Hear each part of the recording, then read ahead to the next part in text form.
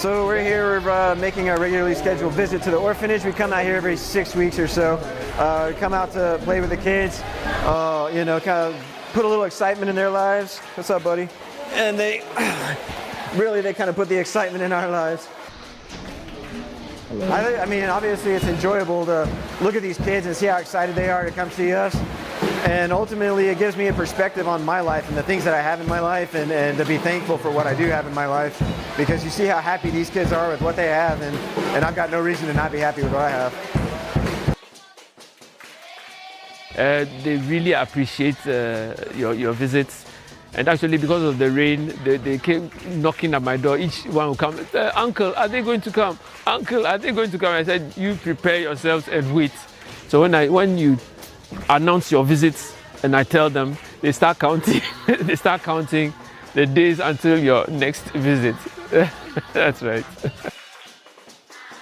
It's a benevolent center, so we receive no payment. The basic workers are the director and his wife, and then myself and my wife.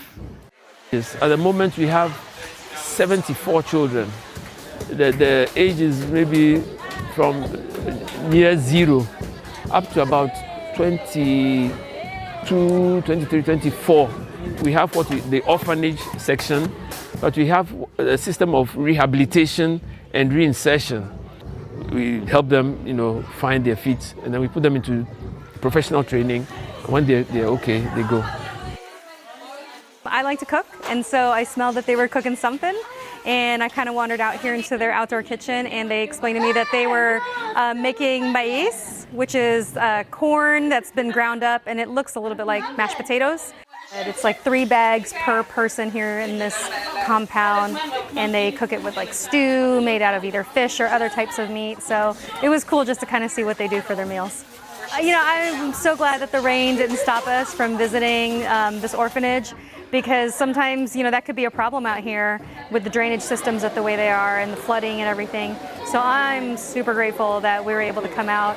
Just as the coordinator said, is that it's not just a simple visit for these kids. The fact that we're here and we're giving them each love that they just aren't getting right now. There's just so many of them that for us to do that is a great honor. It's nice to see, you know, what we give and how appreciative they are, and so excited, because I mean, I can only imagine living here as an orphan, and what they probably deal with on a daily basis is nothing like we as Americans ever have to deal with. So even in our orphanages, they're dealing with something completely different. We express our profound appreciation. We don't have the words to express what we really get from you, because some of these children take you like their parents, because they've been here, nobody comes to visit them, and then suddenly somebody comes who has time to play with them, time to, you know, distribute clothing. It really plays really on the development, social development, moral development of the children. And even apart from that, your material gifts and donations help so much. There are things, usually the things you bring are things we really, really need. We say a big thank you. We have no way to repay you back, but we pray that the Eternal One reward you for your every effort.